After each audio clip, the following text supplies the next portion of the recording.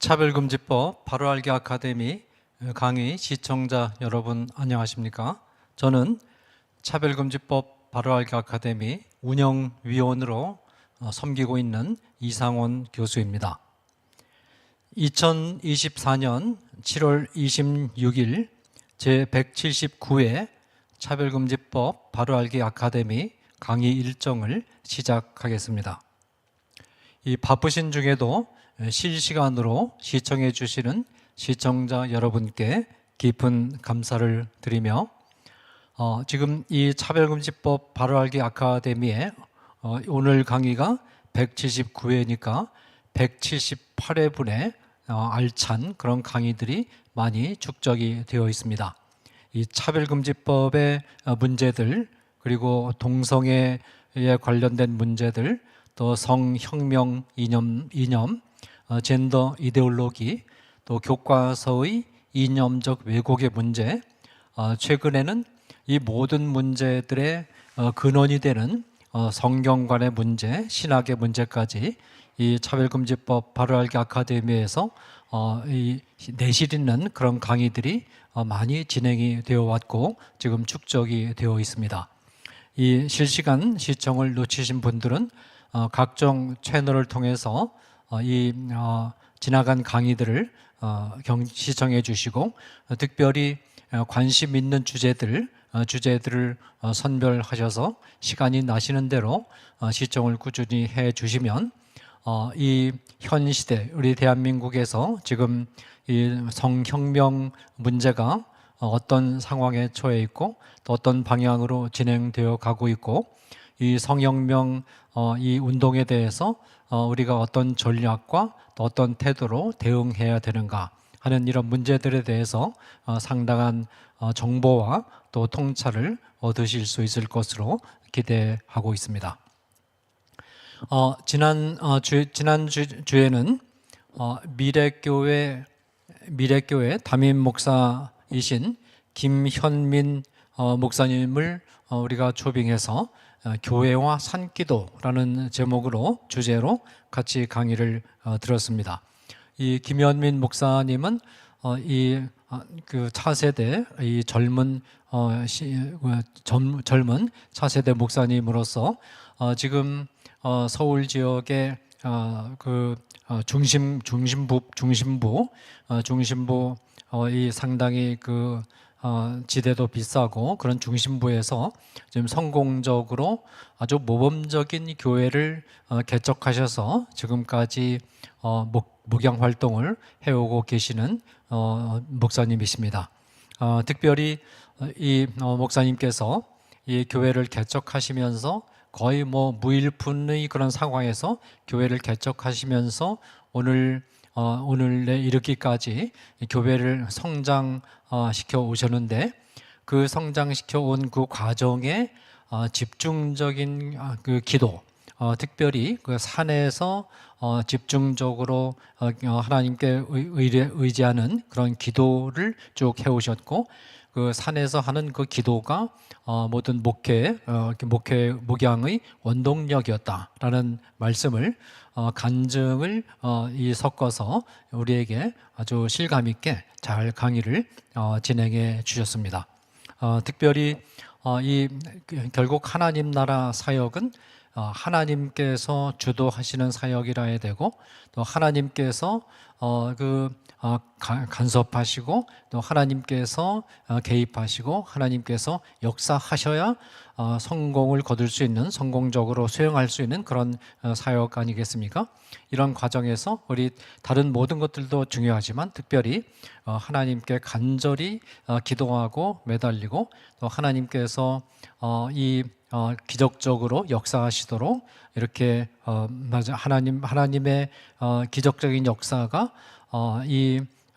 일반적인 어떤 원칙처럼 그렇게 작용할 수 있을 정도로 또 하나님께 간절히 매달리고 하나님의 응답을 받아내는 그런 작업이 굉장히 중요하다라는 말씀을 요지에 강의를 주셨고 또 우리가 교회를 설립하고 또 교회를 목양해 나가는 그런 작업만, 그런 일만 하나님 나라의 사역이 아니고, 이 동성애를 막아서고, 또 이 차별금지법을 막아서고, 젠더 이데올로기를 막아서, 이 교과서가 이념적으로 왜곡된 이런 것들을 막아서는 이런 운동들도 넓은 의미에서 하나님 나라의 사역 아니겠습니까?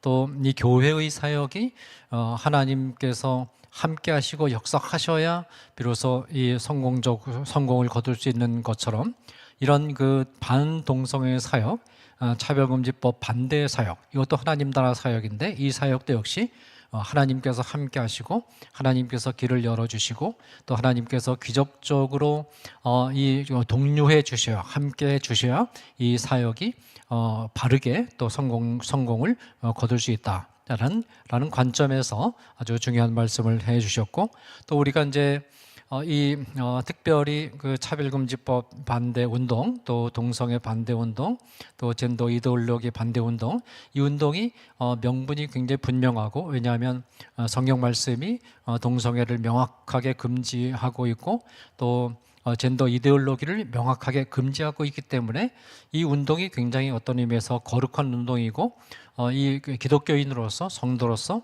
거룩한 실천 운동 아니겠습니까?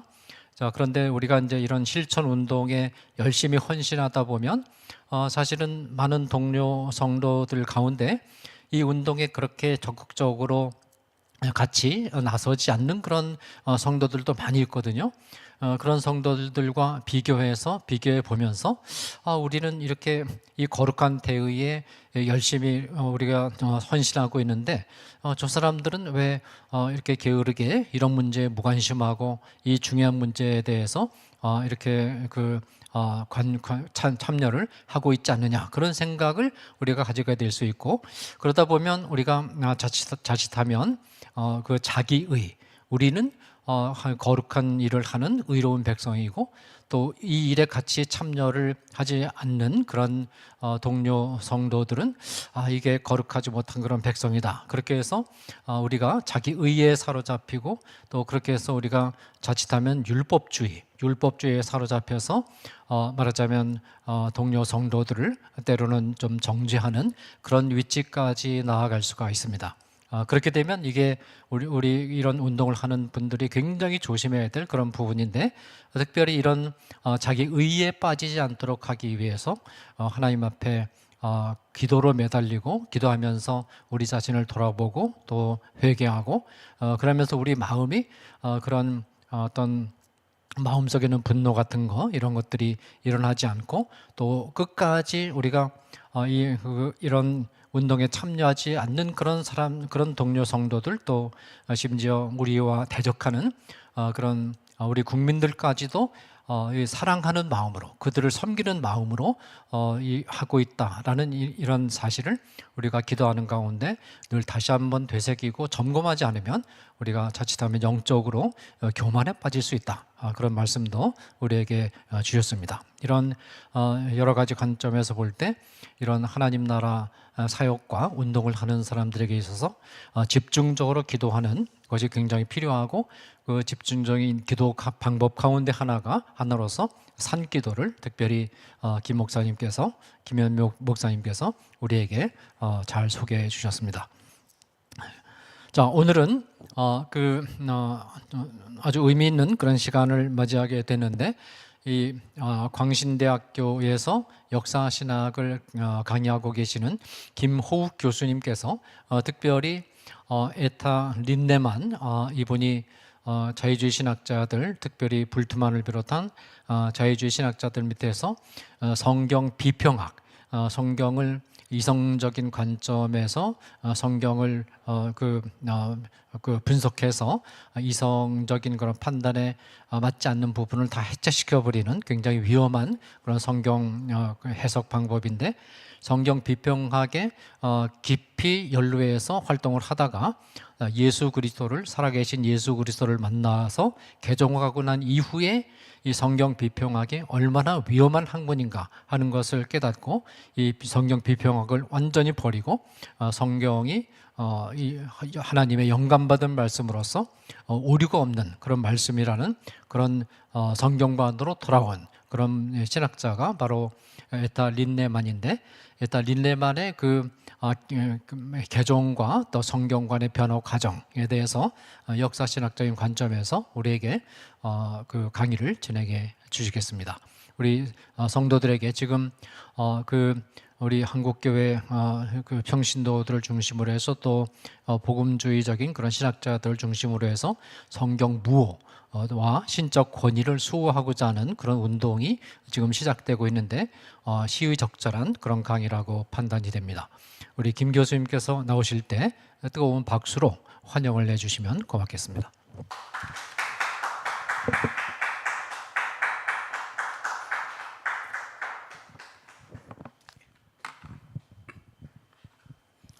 네, 기도하겠습니다. 하나님 아버지 감사합니다.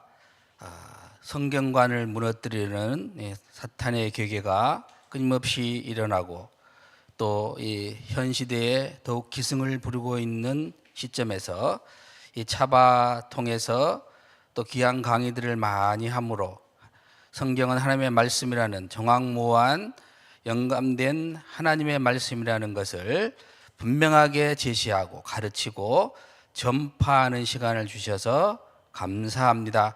오늘 이 시간에도 또 하나님의 성경이 하나님의 말씀이라는 것을 도전하는 그 일이 얼마나 잘못되어 있는가 하는 것에 대해서 강의할 때 함께하여 주시고, 강의도 잘 될 뿐만 아니라 모든 듣는 분들이 다 동의하고 하나님의 말씀인 성경을 사랑하고 성경대로 살고 성경대로 전파하는, 그렇게 해서 지금 일어나고 있는 포괄적 차별금지법, 뭐 성전환이랄지 또 동성애 문제에 대해서 옹호하려는 그 모든 것이 성경에 위배되며 하나님의 말씀에서 벗어나며 하나님의 말씀을 도전한다는 것을 기억하고 이하여 기도하면서 이러한 문제들을 잘 해결하고 이 땅에서 건전한 성문화, 하나님의 영광이 드러나는 아름다운 가정의 회복, 이러한 운동들이 들불처럼 일어날 수 있도록 성령님께서 도와주시옵소서. 예수님의 이름으로 기도하옵나이다. 아멘. 오늘 제가 말씀을 드리고자 하는 것은 방금 이상원 교수님께서 설명하신 바와 같이 그 에타 린네만이라고 하는 그 신학 여성분인데요, 독일 분이고, 이분이 성경 비평학 또는 역사 비평 신학에서부터 돌아서서 개혁 신학이라 제가 그랬습니다만은, 이분이 이제 정확하게 좀 더 표현하자면은 복음주의 신학 이렇게 더 하면은 이분이 쓴 책과 더 정확합니다. 그런데 제가 그냥 개혁 신학이라 그랬습니다. 왜냐하면은 그냥 그 복음주의 신학 그 자체가 이분이 돌아선 그게 개혁 신학으로 돌아온 거랑 똑같기 때문에 제가 개혁 신학이라는 표현을 제가 그냥 썼습니다. 예, 그 에타 린네만의 회심인데, 이분이 여기는 제가 안 했습니다만은 사도 바울처럼 제가 그렇게 해놨어요.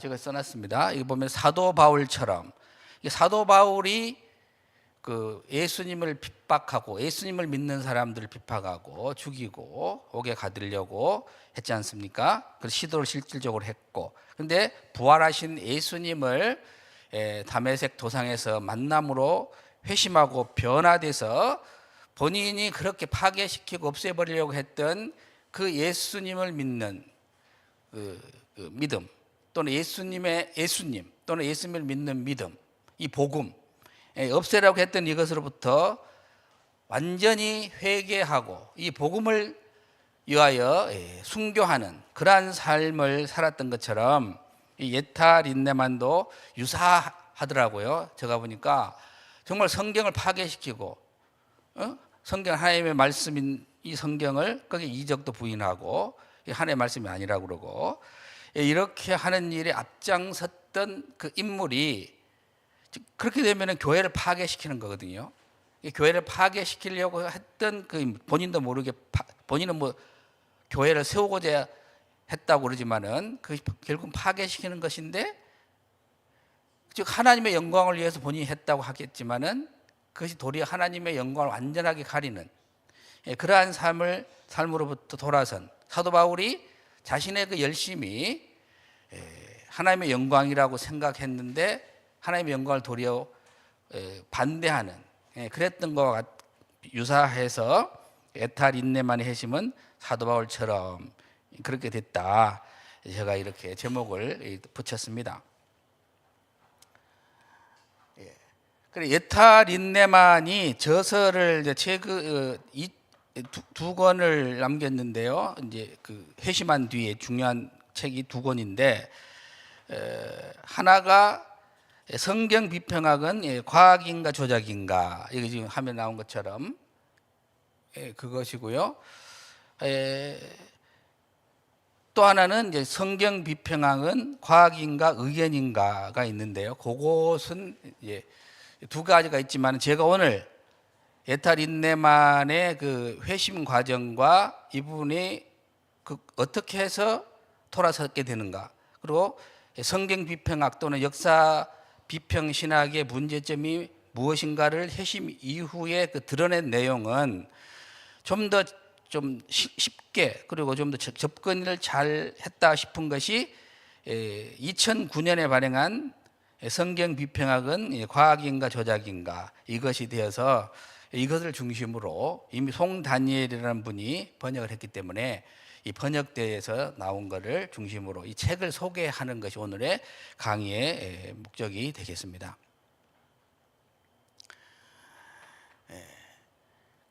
성경 비평학을 역사 신학에서 왜 다루냐? 그러니까 그럼 이상하지 않아요. 제가 역사 신학을 하는 교수인데 성경 비평학이라 그러면은 이제 성경 신학 쪽에서 다루어야 될 것 같은데 왜 역사 신학에서 다룰까?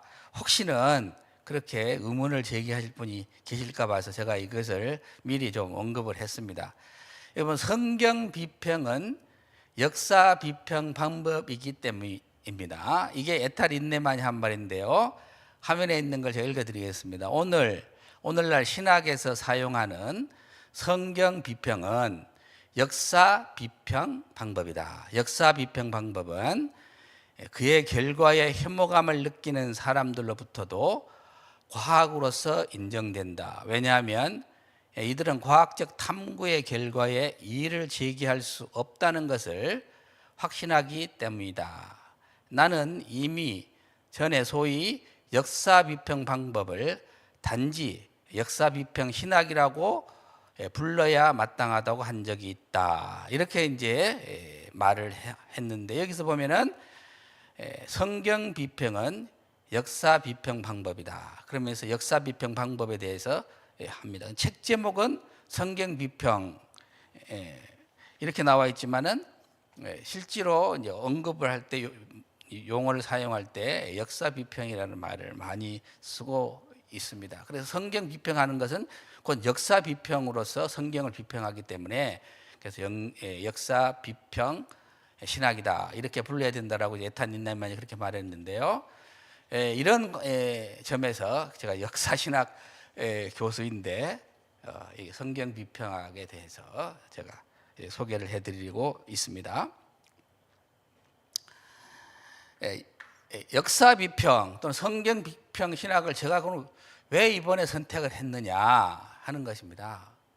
이것은 제가 한 두세 달 전에 역사 비평이 잘못하면은 신학교에 많은 신학교 안에 침투해 있다는 걸 알고 있었고, 또 전혀 그 학교에는 그런 역사 비평을 가르치지 않고 또 역사 비평을 옹호하지도 않을 것이다 모두가 라고 생각을 하겠지만 그렇지 않을 수도 있다는 생각을 하게 됐습니다. 그래서 시간이 되면은 역사 비평에 대해서 또 연구하고 말하는 것이 좋겠다. 이 생각을 하고 있었는데 우리 또 이제 우리 차바에서 한번 강의를 요청을 해서 이 기회에 역사 비평 이게 지난번에 제가 강의를 한번 했을 때 성경은 유기적으로 완전 축자 영감된 하나님의 말씀이라는 것을 우리 미국 장로회의 제임스 헨리 도넬 그리고 이제 찰스 하치하고 비교하면서 제가 한번 강의를 한 것이 있었는데요. 그 연장선상에도 되겠다 싶어서 이걸 선택하게 되었습니다. 그리고 구체적으로 그러면은 어떤 문제가 한국 대학교 신학교 안에도 들어와 있겠느냐 역사 비평 관련해 가지고 이것을 제가 제 말로 하는 것보다는 이 책을 번역을 했더니 송 다니엘 이분이 한 말을 제가 그냥 읽는 것이 좋겠다 이렇게 해서 그대로 제가 글을 그대로 인용해 가져왔습니다. 인용 부분은 없지만은 그대로 인용된 것이니까 그렇게 이해하고 들으시면은 감사하겠습니다. 한국의 신학대학 가리고 교회인데요. 한국 교회에는 성경 비평이 얼마나 들어와 있을까? 이것을 정확하게 아는 형제들은 깜짝 놀랄 것이다. 보수 개혁의 보루라고 믿었던 곳에서도 성경 비평의 누룩은 퍼지고 있다. 그렇다면 왜 이것을 동료 교수들이 묵인하고 있을까? 그들이 과연 묵인하고 있는 것일까? 아니면 성경 비평이 무엇인지 잘 모르고 있는 것일까? 여기서 이제 좀 더 언급하면 이 성경 비판 또는 이 역사 비판을 잘 모르고 있는 수도 있어요. 성경 비평은 성경 비평이라는 이름으로 침투하지 않고 새로운 해석학이라는 이름으로 들어온다. 처음에 사람들은 이것이 성경 비평의 관문이 될 수 있다는 위험성을 잘 모른다. 이런 해석학이 일단 정착되면 이것을 배운 사람들은 자신도 모르는 사이에 이미 성경 비평적 사고에 물이 든다. 그러므로 한국 학계와 교계에 해석학을 비판 검토하는 학회들이 절실하게 요청된다. 이게 지금 이 차바에서 또 차이성도 그러고요.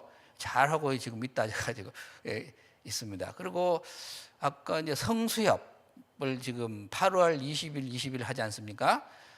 굉장히 중요한 걸 하시는 것 같아요. 우리 조영길 대표님을 비롯해서 많은 우리 교수님들, 총장님들도 많이 관여를 하셔가지고 함께 하시고 계시는 걸로 제가 알고 있습니다만은 지금 굉장히 중요한 것 같아요. 그래 이걸 검토한 학회들이 절실히 요청된다고 송 다니엘 이분이 뭐 이런 걸 될 거라고 예측해서 한 건 아니지만 본인의 마음을 담아서 아마 글을 쓴 것 같은데 이걸 하나님께서 또 이분의 기도로 응답해 주시지 않았느냐 성수협을 통해서 이런 생각이 들었습니다.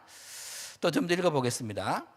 또한 동료들의 질시를 받으면서도 성경 비평의 누룩을 지적하는 용감하고 전문 지식 있는 교수들이 필요하다. 더 나아가 축자 영감의 기본을 둔 성경 해석학이 본문 이해에 실제로 어떻게 적용이 되는지에 대해서도 많은 연구가 이루어져야 한다. 이렇게 말을 했습니다. 그래서 이분이 앞에서 지나가는 거에 보면은 보수 교단, 보수 신학의 보루라고 할 수 있다고 생각하는데도 거기에 침투해 있다는 거예요. 처음에 보시면은 보수 개혁의 보루라고 믿었던 곳에서도 성경 비평의 누룩은 퍼지고 있다. 이분이 이렇게 하는데 이게 굉장히 저는 공감이 되고 있습니다. 에탈 인나만은 그럼 누구이냐? 1926년에 태어나서 2009년에 작고를 하셨는데요.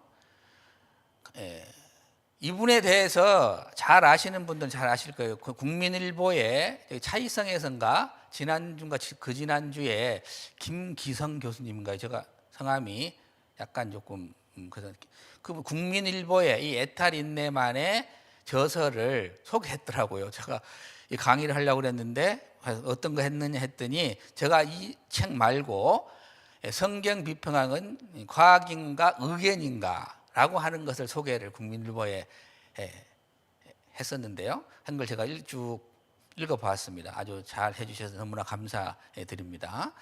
근데 이 에타 닌네만 초기 생애와 교육, 독일 이제 바이에른주 라우렌 암 네카에 태어났다 했는데 교육은 마르부르크 대학교, 기팅겐 대학교 신학 공부하고 이게 루돌프 불트만 등의 지도로 성경 비평학에 많은 관심을 가졌다.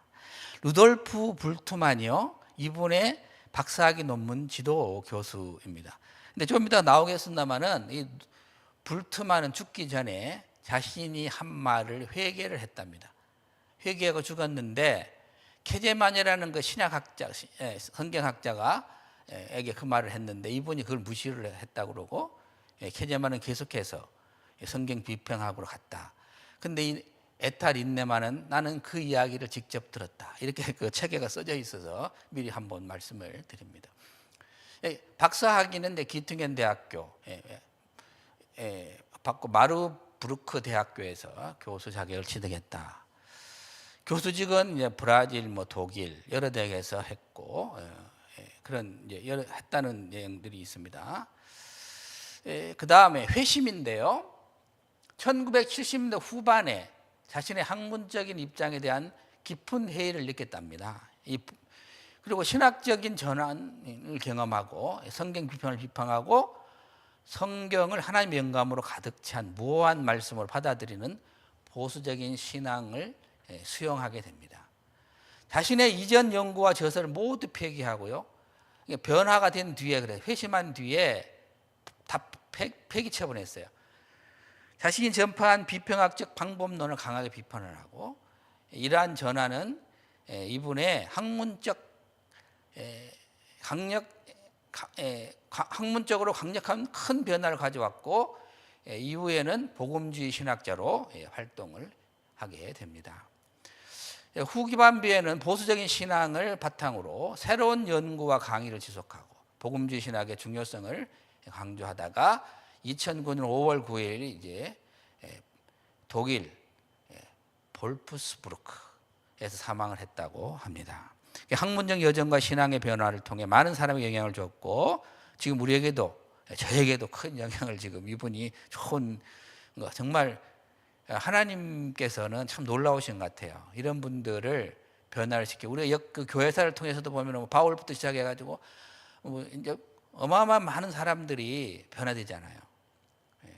그러면 회개하고 하나님의 영광을 위해서 많은 사람들이 이제 삶으로서 많은 사람들이 영향력을 주는데 그 중에 이 학문적으로 큰 영향, 이 시대에 정말 필요한 영향력을 에탈 인네만이 지금 주고 있다.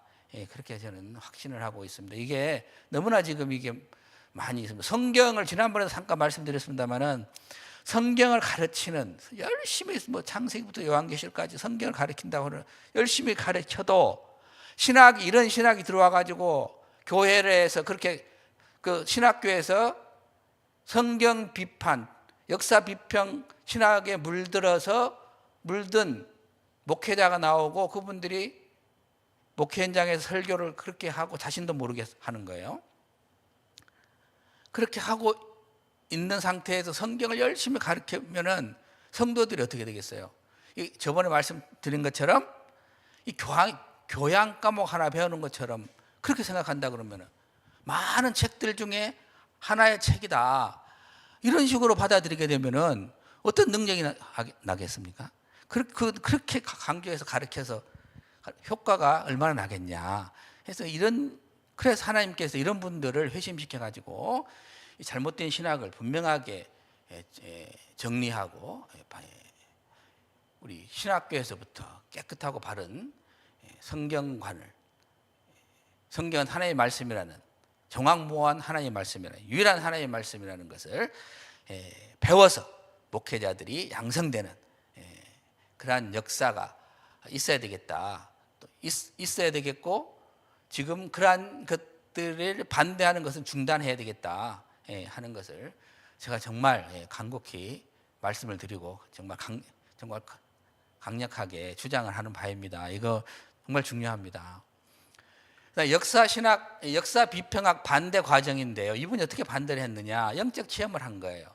1977년에 내가 역사 비평학에 반대하는 이유는 나의 주님 그리고 구세주이신 예수 그리스도와 그분이 골고다에서 나를 위해 이루신 아름다운 구원 사역을 영접했기 때문이라고 말했습니다. 그리고 철저한 역사 비평가였으며 필자의 신학적 연구를 통해 하나님께 봉사하고 복음 전파에 일조하고 있다는 사실을 조금도 의심하지 않았다는 거예요.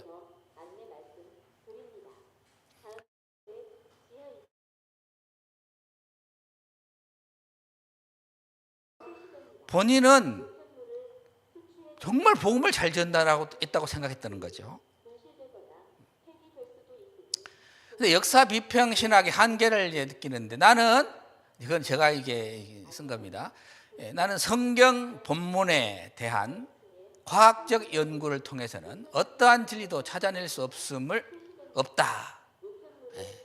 그걸 내가 통찰하였다라고 말했고, 철학의 문제점에서는 역사 비평 신학은 철학을 근본으로 삼는데, 철학은 먼저 진리의 정의를 스스로 내림으로써 하나님의 말씀이 진리의 원천이라는 사실을 제외한다, 이렇게 말을 했습니다. 그러면서 좌절의 늪에 빠지는데, 나는 좌절감을 견뎌내려고 무언가에 끊임없이 탐닉하게 되었다 했습니다. 스스로를 마취 상태에 빠져들게 하고자 텔레비전의 노예가 되었고 술 없이는 견디기 어려운 신세가 되었다, 이렇게 에탈인 네만이 1985년 7월 5일인데, 이게 첫 번째 쓴 책, 성경 비평은 과학인가 의견인가, 그렇게 그 제목으로 번역이 된 그 책에 이분이 쓴 내용이에요. 이렇게 자신에 대해서 잘 써놨습니다. 회심에 대해서 썼는데요. 나는 마태복음 10장 39절이 진리임을 깨달았을 때 하나님께서는 예수님을 구세주로 고백하는 진정한 신자로 나를 인도하셨다 그랬어요. 처음으로 검은 것을 검은 것으로, 흰 것을 흰 것으로 깨닫게 되고, 그것들이 구별되지 않는 회색으로 뒤섞인 것을 중단했을 때에 체험했던 그 희열을 지금까지 기억하고 있다. 학생들에게 장님을 인도하는 장님이 되었음을 깨닫고 회개했다.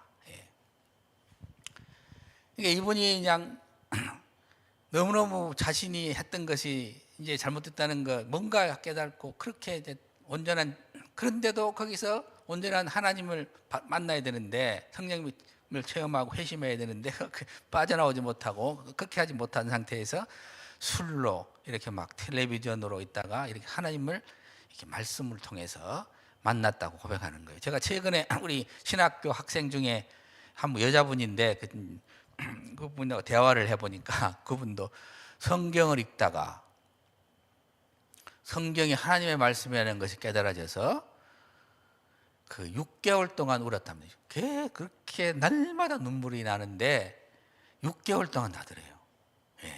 얼마나 놀라운 역사가 일어났다, 그걸 체험하는데, 저도 그러고 우리 모두가 다 이런 성령의 역사하심이 뜨겁게 늘 나타나서 성경의 하나님의 말씀의 복음을 증거하고 전파하는 일에 다 힘써 주시기를 또 바랍니다. 그 다음에 역사 비평 신학을 왜 그럼 나는 반대하는, 에탈인네만이 반대하느냐. 에탈인네만은 그동안 잘못 가르쳐왔던 것이 죄를 지은 것이라는 사실을 사람의 말을 통해서가 아니라 마음에 임한 성령의 증거를 통해 분명하게 깨닫고, 예수님께서 내 죄를 십자가로 지셨기 때문에 내 죄가 사해진 것에 대해 기쁘고 감사하기 때문에 나는 즉 애탄 인내만 나는 역사 비평 신학을 반대한다 이겁니다. 이게 확신이 와버린 거예요. 성령님이 그냥 역사하니까 확신이 왔다는 겁니다. 그래서 학문적으로도 전환하고 그리고 자신의 이전 저서 2권 대표적인 것이요 예수님의 비유 그 점점점이 그 뒤에 또 있어요. 말이 있는데 제가 안 적어왔는데 그분 이렇게 써놨어요. 근데 그 독일어로 제가 찾았는데 안 써놨습니다. 일단 순환사 연구 이 2권이 있는데 있고 그리고 이제 전문 잡지에 기고한 모든 논문들이 많이 있는데 이거를 1978년에 쓰레기통에 던져버렸다는 거예요. 예. 그러면서 여기 지금 제가 여기다 말을 써놨나 모르고 여기는 안 써놨는데요.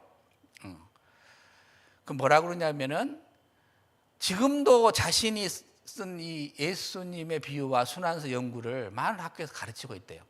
그 본인이 작고하기 전이죠. 지금도 가르치고 있다는 거예요. 이거 다 찢어서 발개고 없애야 되는데 그 이야기를 이분이 또 그 뒤에 했는데 여기다 제가 기록을 해오지는 않았습니다. 그러니까 지금도 이미 본인이 잘못됐다고 한 이거를 지금도 가르치고 있는 거예요. 많은 신학교에서 독일을 비롯해서 많은 신학교들에서 지금 가르치고 있다는 거예요. 해시무 저서가 이렇게 이제 이 2권이 있는데 여기에 제가 뭐 읽기는 안 하랍니다. 근데 밑에 봐보면은 과학인가 의견인가로 번역된 것이 있잖아요. 이게 독일어로 그대로 보면은 이게 이제 비션샤프트 오더르 마이둥이죠. 마이농. 예, 그러죠. 제가 독일어를 공부를 하니까 여기서 뭐 그런 이야기하면 그러는데 독일에서는 제가 없었습니다. 독일을 몇 년간 했는데 안 하니까 자꾸 발음이 헷갈리고 그렇습니다. 예. 근데 이제 성경의 이게 역사적 비평, 방법론인가 이데올로기인가 이게 이렇게 번역이 될 수 되게 되고요. 또 무엇이 더 그다음에 2번째 성경 비평학은 과학인가 조작인가 이거 할 때 이것은 무엇이 더 신뢰할 수 있는가 성경인가 성경 비판인가 이게 이제 이렇게 번역이 가능한 건데 우리가 이게 번역할 때 송다니엘이 번역할 때 이렇게 성경 비평학은 과학인가 조작인가 이렇게 번역을 한 것으로 보입니다. 이 2권이 이렇게 있습니다. 디모데전서 1장 11절 13절을 보겠습니다. 나를 능하게 하신 그리스도 예수 우리 주께 내가 감사함은 나를 충성되이 여겨 내게 직분을 맡기심이니 내가 전에는 비방자요 박해자요 폭행자였으나 도리어 긍휼을 입은 것은 내가 믿지 아니할 때에 알지 못하고 행함이라. 우리 주의 은혜가 그리스도 예수 안에 있는 믿음과 사랑과 함께 넘치도록 풍성하였도다. 사도 바울이 모를 때 그렇게 했다고 그러잖아요. 에탈 인내만도 모를 때 이렇게 했다. 그래서 이 말씀을 조금 적용할 수 있어서 읽어드렸습니다. 에탈 인내만에게 영향을 준 인물들이 있는데요. 이제 루돌프 불트만, 프리드리히 고가르텐, 에른스트 푹스, 게르하르트 에벨링 이런 분들이 에탈 인내만에게 영향을 준 인물이라고 본인이 직접 이야기를 했습니다. 그래서 뭐 잘 아시겠지 분들은 잘 아시지만은 일반적으로 또 이런데 공부할 수 있는 기회가 없거나 관심이 없는 분들은 루돌프 불트만이 누구냐 또 에벨링이나 푹스나 고가르텐이 누구냐 그래서 잠깐만 제가 이렇게 설명을 드리려고 했습니다. 이 자료들은요 다 찾아보면 나와 있으니까 관심만 있으면 요즘은 너무나 발달이 많이 돼 있잖아요. 그래도 이 시간에 또 이렇게 한번 하는 것이 좋겠다 싶어서 잠깐 소개를 드리겠습니다. 1884년 8월 독일에서 태어났는데요. 76년에 작고했고 주요 업적이 이제 신약 성사학자고 실존주의와 성경 해석의 교차점 연구하고 신약 성경을 현대적 의미로 재해석을 했는데 이분이 그 비신화와 개념을 도입하여 성경의 신화적 요소를 제거한 사람. 이것이 불트만입니다. 고가르텐은요 역시 이제 87년 독일인 태어났고 독일에서 67년에 작고했는데 이분도 신학자, 철학자, 변증적 신학의 주요 인물인데 신앙과 이성의 관계를 깊이 탐구하고 신학과 철학의 대화를 하려고 했습니다. 이게 무엇과 무엇이 대화한다는 것이 멋있게 보일지는 모르지만 상당히 위험하죠. 이렇게 나가면 하나님과 인간의 관계를 신학적 논쟁의 중점에 두고 현대 세계에서 기독교 신앙의 의미를 새롭게 조명하려고 했다. 푹스는요, 다 독일에서 태어났다. 독일 83년에 이제 독일에서 작고를 했는데 이분도 성경학자인데요, 해석학과 언어 철학에 기여를 했다고 그래요. 루돌프 불트만의 제자이고 성경 텍스트의 해석학적 접근을 강조하고 성경을 현대적 맥락에서 이해하려고 했다는 거예요. 신앙의 언어와 의미를 탐구하며 해석학적인 신학을 발전시켰는데요. 여기서 성경을 현대적 맥락에서 이해를 했다. 이게 우리 내가 정말 개혁주의 신학자이며 내가 개혁주의 신학교에서 공부를 했으며 내가 그렇게 성경을 해석하고 있으며 나는 그렇게 설교를 하고 있고 가르치고 있다라고 하는데도 성경을 현대적 맥락에서 해석을 하는 것을 자연스럽게 생각했다고 하는 분이 계시더라고요. 몰랐대요. 이게 맞는 줄 알았답니다. 이게 뭐냐면 이만큼 이게 우리에게 깊숙하게 지금 들어와 있습니다. 이런 철학적 사고력이. 그래서 로잔대 요즘 하고 있지, 제4자 로잔대 저번에 살짝 언급했습니다만은 케이프타운 선언서에 보면은 성경을 그 문화에 맞게끔 거기서 맞게 해석을 해야 된다는 말이 들어 있어요. 이게 뭐예요? 벌써 거기에도 이 철학적 개념이 들어가 있는 거예요. 즉 역사 비평학, 성경 비평학적 관점들이 거기에 이미 다 숨어 있다는 거예요. 그 용어 하나 안에서. 근데 그거를 보편적으로 그게 성경 비평학 또는 역사 비평, 이 철학자들에서부터 온 것이라는 것을 이해를 못하면 당연히 지금 현대 상황에 맞춰서 성경을 해석하는 뭐가 그렇게 다르냐, 뭐가 잘못됐단 말이냐, 이렇게 주장하는 오류를 범할 수가 있습니다. 예. 네. 그 다음에 이제 에벨링인데요. 이분도 독일에서 1912년 태어나서 2001년에 작고하셨습니다. 루터 연구가이고 해석학적 신학의 주요 인물이라 마르틴 루터의 신학을 현대적으로 해석했다 그러고 성경의 언어와 역사 맥락에 중점을 두고 신학적 해석학을 통해 성경의 본질을 탐구한다는데 해석학이 좋은 것 같은데 이게 이제 굉장히 주의해야 되고 이런 사람들의 철학 사상이 우리 기독교 신학에 들어와 있다 하는 것입니다. 성경 비평학은 이제 과학인가 조작인가라고 하는 이 책의 그 주요 내용이 뭐냐, 이 책을 다 읽으시면 좋지만 읽을 시간이 없는 분들을 위해서 또 간단하게 전체적인 걸 요약을 한번 해봤습니다. 성경 비평학을 비평합니다. 성경 비평학이 성경의 초자연적 성격과 영감을 무시하는 경향이 있다고 비판을 하고 성경 비평학이 과학적 방법론을 적용한다고 주장하지만 실제로는 많은 부분에서 주관적이고 가설적인 요소가 있다. 이게 지적을 합니다.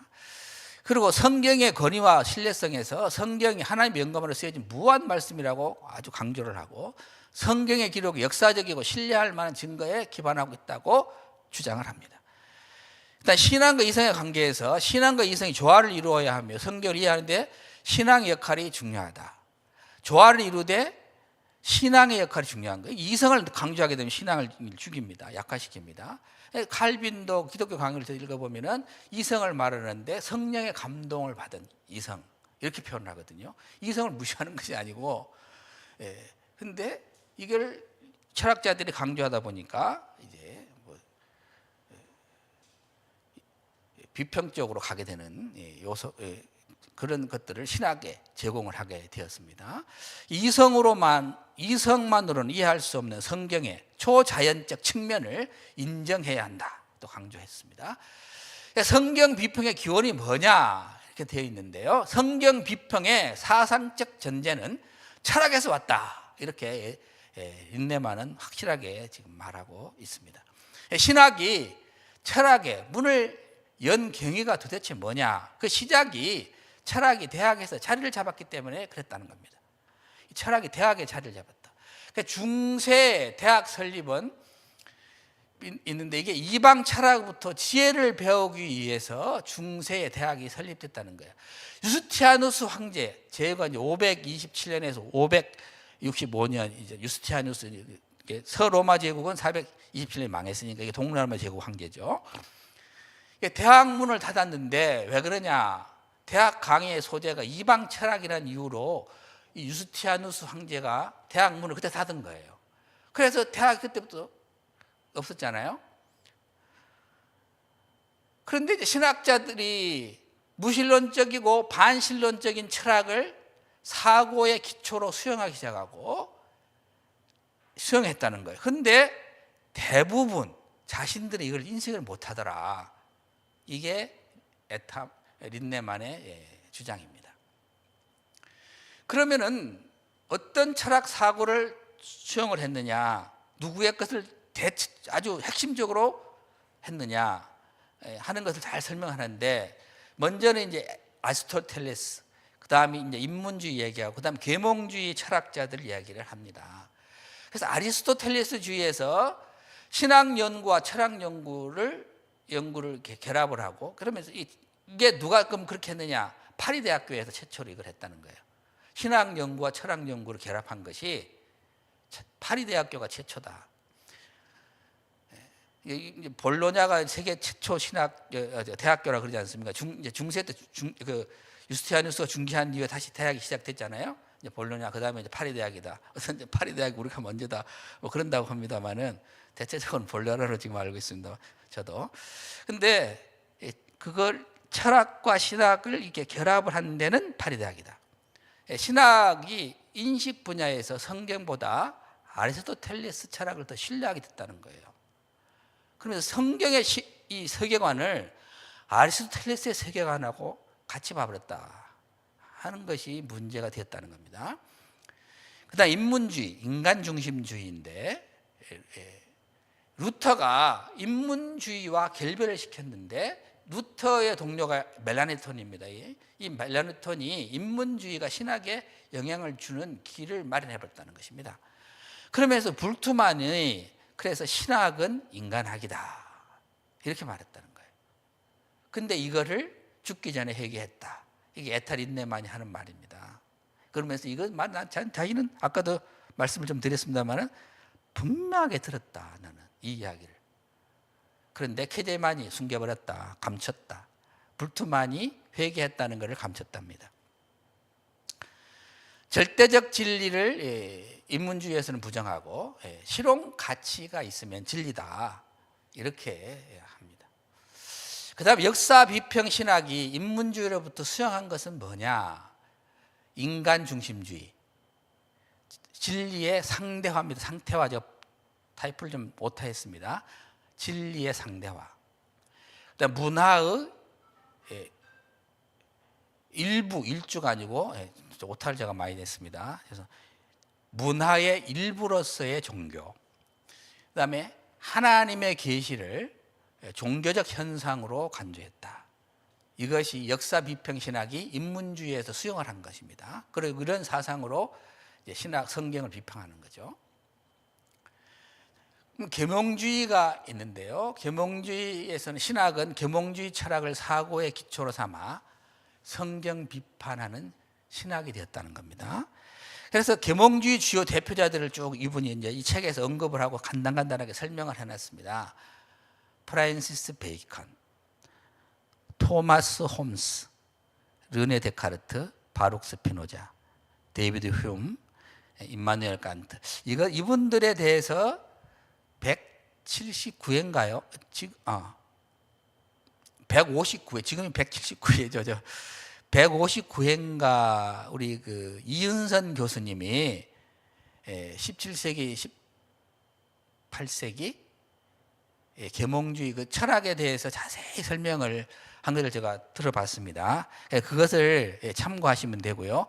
여기서 지금 소개해드리고자 하는 것은 이 철학자들의 사상을 소개해드리고자 하는 것은 이 철학자들의 사상이 어떻게 역사 비평 신학과 연결이 되어 있느냐 하는 그 부분 때문에 잠깐 소개를 해드리도록 하겠습니다.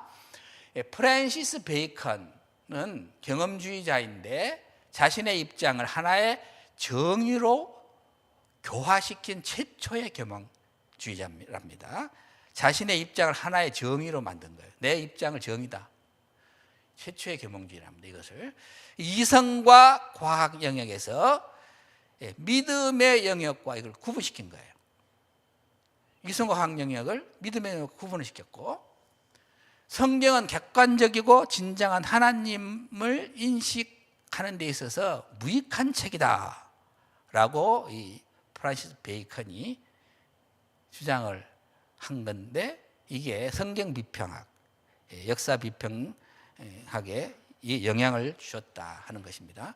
토마스 홈스, 유물론적 철학자이며 믿음이 하나님과의 진실하고 진정한 관계를 의미한다는 것을 의심합니다. 의심을 했고, 성경의 이적을 비판했습니다. 홈스가 이성을 근거로 한 성경 비판의 창시자다.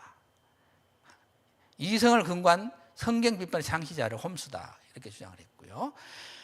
베이컨과 홈스의 철학은 역사 비평 신학의 기초를 제공했다라고 린네만이 확실하게 주장을 했습니다. 그 다음에 르네 데카르트는 뭐냐? 이성주의자인데 잘 아는 내용이죠. 잘 아는 내용이라도 또 다시 한 번 더 우리가 들어보고 듣는 것이 좋겠다 싶어서 제가 써왔습니다. 나는 의심한다. 그러므로 나는 생각한다. 나는 생각한다. 그러므로 나는 존재한다. 내가 모든 것을 의심할지라도 내가 지금 생각하고 의심하고 있다는 사실만큼은 의심할 수 없다. 데카르트가 한 유명한 말이죠. 의심의 원칙에서 데카르트 이후 철학과 과학의 기초가 됐다는 거예요. 이러한 의심의 원칙, 데카르트 이후에 철학과 과학의 기초가 되니까 성경도 다 의심을 하자는 거죠. 역사 비평 신학자들이 그래서 데카르트의 의심을 하나님의 계시를 다루는 방법으로 사용을 하고 있다 하는 것입니다. 바룩 스피노자는 역사 비평 신학의 기초를 제공했고, 모든 진리는 단지 수학적으로만 인식될 수 있다고 주장을 했습니다. 성경 일부분만이 하나님의 말씀, 일부분만 하나님의 말씀이라는 거예요. 칼 바르트의 가르침과 불트만의 실존적 해석과 비신화화의 배경을 이 스피노자가 제공했다는 겁니다. 성경의 하나님의 계시를 믿지 않는 이 스피노자의 이 사상을 칼 바르트가 자신의 신론의 배경으로 했답니다. 근데 이 칼 바르트는 이걸 몰랐대요. 어떤 그 신학자분이 칼 바르트하고 대화를 했었는데, 이분이 칼 바르트, 제가 기억하기로는 그래요. 이분 강의를 직접 한 걸 들어봤는데, 그 예수님의 부활과 관련돼서 이 일을 제공을 했다고 그러더라고요. 제시를 하니 칼 바르트가 절대 나는 그렇지 않다. 그렇게 했다는데, 칼 바르트는 이게 에타 린네만의 말이 상당히, 그래서 그 학자분의 말씀이 한 것과 제가 좀 이렇게 비춰볼 때 굉장히 신뢰가 가죠. 이 지금 에타 린네만이 칼 바르트에 대해서 평가, 그 신론의 배경을 이 바룩 스피노자의 철학을 가지고 그 배경을 가지고 있었다 하는 걸 칼 바르트는 몰랐다는 거. 이것은 정말 린네만이 잘 봤다라는 생각이 듭니다. 제가 뭐 연구는 제가 안 한 것이기 때문에 정말 자세히는 말씀 못 드리지만은, 그리고 이제 칼 바르트의 그 복음주의 신학인가요? 그거는 책을 쭉 제가 다 읽어 보면은 이분은 뭐 성경이 부분적으로만 영감이, 완전히 성경은 완전히 다 하나의 말씀이 아니에요. 그것을 분명하게 드러나 있는 것은 제가 읽어봤습니다. 일단 조직적인 성경 비평의 창시자다. 이게 스피노자입니다. 문학 비평의 토대로 나왔습니다. 그런데 이 장 아스트리크 이분에 대해서도 이제 이은성 교수님이 설명한 걸 이미 했더라고요. 루이 15세 주치의였는데요. 스피노자의 모세오경 저작설 의심을 토대로 모세오경 자료를 이 장 아스트리크가 최초로 이제 자료를 구분했죠. 다 많은 학자분들은 다 아는 내용인데, 그래서 이문선이 피문선 이렇게 해가지고 이걸 계속 발전을 시켰죠. 그래서 벨하우제니 이런 사람들이 더 이제 구체화시켜 하는 것들이 있습니다. 그 다음에 스피노자가 뿌리놓은 선지서에 대한 의심의 씨앗은 역사 비평 신학에서 풍요로운 결실을 거두었다. 이렇게 말했습니다.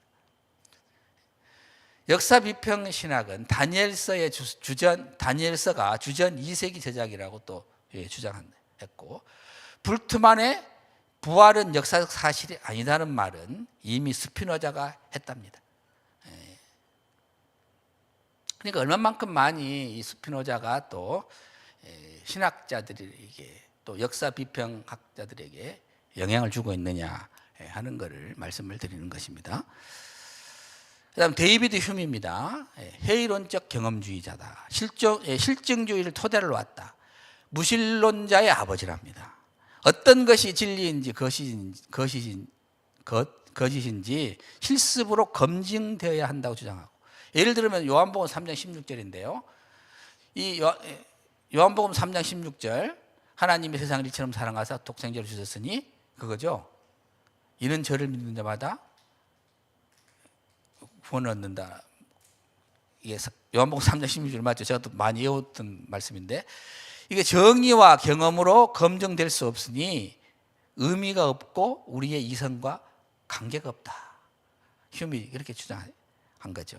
기적은 가능성은 있으나 신뢰하기 어렵다. 기적을 완전히 무시하거나 기적 없다라고 안 한 거예요. 이 휴면 묘하게. 이런 사람이 더 무서워. 제가 볼 때는. 그냥 기적은 없다.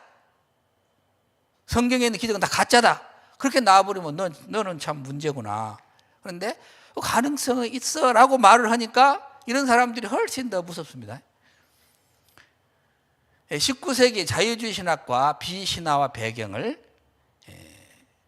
제공했다 하는 것입니다. 그 다음에 임마누엘 칸트, 이제 마지막으로 임마누엘 칸트가 소개됐습니다. 불가지론자이고 경험주의와 합리주의를 결합한 철학자입니다. 예수 그리스도의 부활과 승천, 기적을 부인했습니다. 계몽주의는 인간이 자신이 자초한 미성숙으로부터 벗어나는 것, 당신의 오성이 깨달음이죠. 오성을 사용할 용기를 가지시오. 이것이 계몽주의의 구호이다. 이건 많이 들으셨을 줄로 압니다. 칸트의 영향으로 역사 비평 신학이 내린 결론이 뭐냐? 하나님에 대해서는 어떤 객관적인 진술도 성립할 수 없다. 이게 칸트 영향으로 역사 비평 신학에서 내린 결론이랍니다. 그 다음에 하나님에 대해 객관적으로 이야기하는 것은 타락이다. 이게 역사 비평 신학이 내린 결론입니다. 그 다음 하나님에 대해 객관적으로 말하는 사람은 자신이 알 수 있는 한계를 넘어서 말하는 사람으로 간주한다. 그런 사람은 자신을 모르는 사람이고 자신이 말하는 것이 진리가 아니므로 그가 가르치는 사람들을 속이는 사람이라고 확신한다. 이게 누가 한다고요? 역사 비평 신학자들이 내린 결론이라는 것입니다. 이게 성경에 있는 것이 실제로 일어난 사건이 아닐지라도 이것은 믿음을 세우는 데 가치가 있다. 이렇게 말하는 거. 아주 이게 참 아니라면 아니라고 확실하게 하지. 이런 식으로 이제 오면은 이걸 깊이 대충 듣잖아요. 굉장히 매력 있는 말로 듣습니다. 학생들이. 역사적인 사실에 근거한 진리에 의미를 두지 않게 되자 성경에 있는 모든 것을 비역사적인 것으로 의심하게 되었다 하는 것입니다. 칸트 영향을 받은 자유주의 신학의 주장이 있습니다. 성경을 하나님의 계시로 인정하지 않습니다. 하나님의 존재를 객관적으로 알 수 없다고 말합니다. 하나님에 대해 객관적으로 말하는 것을 허용하지 않습니다. 어떤 그 경건주의자 한 사람이 하나님은 존재하시고 다스리시고 체험될 수 있다고 주장하면 그는 이런 문제를 이해할 만한 지능이 없으며 순진무구한 사람이다. 이렇게 말을 한다는 거예요, 자유주의 학자들이. 그래서 제가 제가 광신대학교인데 철저한 개혁주의 보수주의 신학을 가르치는 학교 아닙니까? 그런데 제가 어떤 학교라고는 말하지 않겠습니다만은 그 학교 그 신학교에서 그랬답니다. 제가 직접 들은 건 아니고 저희 그 합동 측 소속 그 장로님인데요. 그 장로님들은 또 친구 장로님들이 뭐 A 교단, B 교단 다 있을 것 아닙니까? 그 교단에 이제 그 장로님도 서로 친구고 알고 있는 사이인데 그 말을 하더랍니다. 야, 너는 그 광신대학교 그렇게 무식하고 아는 것도 없는 그런 학교에 교단에 속했냐 이런 식으로 얘기를 하다는 거예요. 그게 뭐예요? 이 자유주의 신학자들이 물이 들어가면 그런 식으로 보는 거예요. 얼마나 참 그 이야기를 듣고 참 웃고 말았습니다마는 그런 현상들이 지금도 일어나고 있고 여기서 듣는 분들이야 그러지 않겠습니다만 혹시는 또 뭐 자유주의 신학을 가지신 분들이 이거를 혹시는 들으신다면은 제가 하고 있는 이거를 또 웃는지도 몰라요. 혹시 그러신 분이면 그 웃지 마시고 회개하시기 바랍니다. 칸트가 말하는 하나님은 뭐냐? 인간이 도덕적 요구에 따라서 살게 하기 위해서 필요한 존재. 그것이 하나님이다. 칸트가 이렇게 말을 했습니다. 그 다음에 하나님은 인간의 필요에 의해 만들어진 우상이다 그랬고, 우상이래 하나님이. 하나님은 천지를 창조한 창조주가 아니다. 하나님은 인간의 사고를 만들어내는 작품이다. 여러분 이렇게 해가지고요, 우리 보수주의 또는 우리 저는 합동 측입니다만은 기타 하여튼 보수주의 어떤 뭐 교단일 수도 있고 뭐 그러겠습니다만은 칸트를 상당히 좋아합니다. 좋아하는 사람들이 있어요. 좋아하는 분들이 계세요. 그러면서 칸트가 상당히 좋던데 이렇게 하는 분도 계시더라고요. 그래서 칸트를 좋아하는 의외로 좋아하는 분들이 있는데 그렇게 하면 안 됩니다. 인간적인 것 말고 실학적, 철학적 이런 사상적으로 그래서 좋다고 하면은 안 되죠. 하나님은 천지 창조를 창조주도 아니고 부인하고 하나님 인간의 사고로 만드는 작품이라고 그러고 하나님 인간의 필요에 의해 만드는 우상이라고 주장하는 사람을 신학자들이 좋은 사상가라고 표현하면은 안 됩니다. 디트리히프 본헤퍼의 말이 있어서 제가 했습니다. 왜냐하면 이걸 제가 또 해온 이유가 다 있습니다. 이 본헤퍼를 현대인에게는 하나님이라는 목발은 더 이상 필요 없다. 그러므로 초월, 기적에 대한 언급 없이 복음을 전해야 한다. 본헤퍼가 이런 말을 한 것입니다.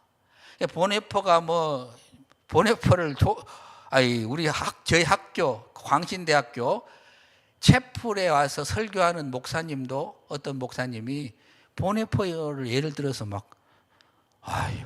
그냥 해석가 얼마나 속에 답답해요. 그래서 제가 본헤퍼 얘기를 하면은 학생들한테도 그 이야기를 해요. 본헤퍼가 히틀러를 총으로 쏴서 죽이려고 갔다가 잡혀서 죽었는데 그것이 뭐가 그렇게 자랑스럽냐. 그래서 성경적이지 않다. 그러니까 멋지게 보이기는 인간 신학이나 우리 성경을 다 떠나서 하나님을 떠나서 생각하면 멋있을 수도 있다. 그런데 본헤퍼가 그렇게 한 것을 멋있다고 하면 안 된다. 저는 그렇게 가르칩니다. 왜? 그러지 말고 그런 용기라면은 총을 들고 갈 것이 아니라 당당하게 가가지고 말을 해라. 말을 총으로 가서 죽이려고 가는 것이 아니라 가서 하나님의 말씀 바르게 전하고, 그렇게 하면 안 된다고 그렇게 순교에 가기로 해서 그렇게 잡혀서 죽었다면 그건 뭐 위대한 신학자고 위대한 신앙가고, 그렇게 우리가 뭐 기대한 목사님이고 이렇게 말할 수 있지만, 총으로 쏴 죽기로 가가지고 잡혀서 한 것은 정의적인 면에서 일반적으로 볼 때는 의인으로라고 칭할 수 있지만은 신학적인 분, 성경적으로 볼 때는 그렇게 하는 것은 위험하지 않느냐. 제가 학생들한테는 그렇게 말을 하는데, 이 보네퍼가 이렇게 말을 한 거예요. 성경에 초월적인 그 기적, 그런 걸 언급하지 말고 복음을 전해야 된다고 말을 한 것이죠. 누돌프 불트만은 에타 린네만이 직접 들은 말을 써놓은 건데요. 우리는 칸트 이후에 살고 있음을 기억해야 한다. 우리가 칸트 이전에 살았던 사람들이 생각했던 대로 생각하는 것은 이제는 용납이 안 된다. 불트만이 그랬답니다. 슐라이어 마흐인데, 슐라이어 마흐에 대해서 뭐 잘 아시니까 대충 넘어가겠습니다. 하여튼 이분이 종교란 믿음의 영역이다. 믿음은 절대 의존적 감정이다 한 것은 칸트 철학을 고려했고, 여기에 영향을 받은 첫 개신교 신학자여서 이 슬라이마허가, 그러면은 어떻게 되냐? 순수이성도 실천이성도 하나님을 파악을 불가능하다 하니 이렇게 마음의 영역이며 절대적 감정이라 말했다 하는 것입니다. 역사 비평 신학이 계몽주의에 수용한 것은 뭐냐? 사고의 믿음의 분리입니다. 사고와 믿음을 분리한 겁니다. 성경에서 하나님 인식 얻지 못한다 주장하고 인류가 발전한다는 것이고, 이론적인 세계관이에요. 보이는 세상만 인정하는 거예요. 성경 비평, 철학이 기독교 세속화로 성경 비평을 하지 않았어요. 저 X라 하는 것은 멈췄다 그 말인데, X에 놨죠. 성경 비평을 안 한 거예요. 철학자들은 기독교가 세속화되니까 성경 비평을 안 한 건데, 신학이 철학 정신을 이어받았다는 것입니다. 세속화라는 것이 뭐 잘 아시겠습니다만은 종교개혁 이후에 일어난 것이고, 요즘 보통 이제 세속화 그러면은 뭐예요? 세상의 사고나 가치관이 교회로 들어와서 영향을 미친 거, 이렇게 지금 다들 뭐 말도 하고 그러잖아요. 근데 원래는 세속화라는 것이 뭐예요? 교회의 사회에 대한 영향력의 상실이죠. 그렇게 기독교가 세상 영향력의 상식을 하니까 더 이상 뭐 철학자들 생각하는 게 성경 비평할 필요가 없다. 영향력도 없는데라고 했는데, 그런데 신학이 철학의 정신을 받아서 성경을 비평한다 하는 것입니다. 정리를 하겠습니다. 계몽 철학으로부터 넘겨받은 것들은 역사 비평 신학자가 성경을 다루는 방법에 그대로 영향을 미쳤습니다. 이 방법은 철저하게 철학에서 사용한 성경 비평 방법에 의하여 결정이 됩니다. 신학이 철학에게 성경의 기초로 돌아가라고 명령하지 않고, 오히려 철학의 성경 비평을 약간만 수정하여 자신의 것으로 만들었습니다. 그러나 신학은 철학이 오늘날 세속사 사회에서 더 이상 필요 없게 된 철학의 성경 비평을 그대로 물려받아 실행하고 있다는 것을 인식을 못한다는 것입니다. 이게 매우 안타까운 일입니다. 그래서 그들이 강단에서 가르치는 것이 과학적인 결과라고 생각하고, 그것을 소위 과학적인 방법이라 여기기 때문에 계속해서 발전을 시킨다는 겁니다. 이를 통해 그들은 대학에서 교수의 자리를 구신다는 것입니다. 제가 이제 그 정교 목사님을 어떤 분들은 좀 싫어하는 분도 계십니다만, 저희 굉장히 성경관 수호에 굉장히 중요한 인물입니다. 그래서 이걸 좀 연결이 좀 되는 것 같아서 잠깐만 이렇게 언급을 써왔습니다. 성경 비평, 역사 비평 신학을 가르치는 조선신학교의 자유주의 신학자들을 성토하여 한국 장로회를 개혁주의 성경관, 복음주의 성경관 위에 굳건히 세우는 일에 헌신했습니다. 이분이 51인 신앙 동기회를 학생 때 중심에 회장이 돼가지고 일을 했습니다. 박형룡 박사님과 함께 평양신학교 역사를 이어받는 장로의 신학교, 이게 지금 총신대학교입니다, 현재. 이걸 설립하는데 기여했습니다. 이걸 지금 잘 모르시더라고요. 제가 이분을 연구하다 보니까 이게 딱 나와 있어요. 그래서 총신신학교 교수님들 다 많이 계실 거, 뭐 우리 합동 많이 합신에서도 마찬가지고 다 많이 계시는데 이거 조금 좀 알아주십시오. 장로의 신학교를 박형영 박사님의 박형 박사님을 이렇게 도와가지고 설립을 하는데 기여하신 분이요, 이 정교 목사님입니다. 그리고 바른 성경 신학으로 목회자를 양성하기 위해 광신대학교 설립에 헌신하셨고, 그렇기 때문에 이거 좀 못해놨습니다. 신학과 신앙에 있어서 그럽니다. 뭐 학위 뭐 그런 거 말고 신학과 신앙에 있어서 광신대를 졸업했다. 그러면 총신대를 졸업한 것이 되게 했어요. 그 인정하든지 안 하든지 제가 오늘 이걸 좀 정말 말씀을 좀 드리고 싶었습니다. 포괄적 차별금지법 제정을 그럼 왜 침묵할까? 우리 아까 이상원 교수님께서 서두에서 말씀을 좀 하셨잖아요. 이 운동을 적극적으로 하는 사람들이 잘못된 부분은 뭐예요? 담을 정지하는 거예요.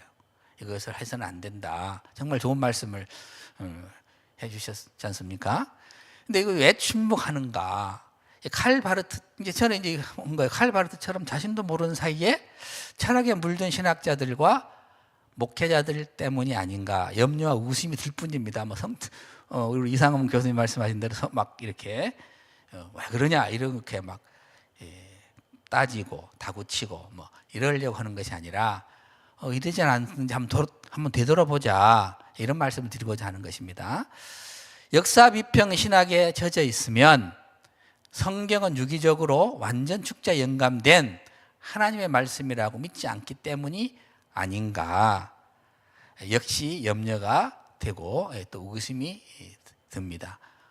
그렇지 않다면 왜 이게 침묵을 하냐 하는 것입니다.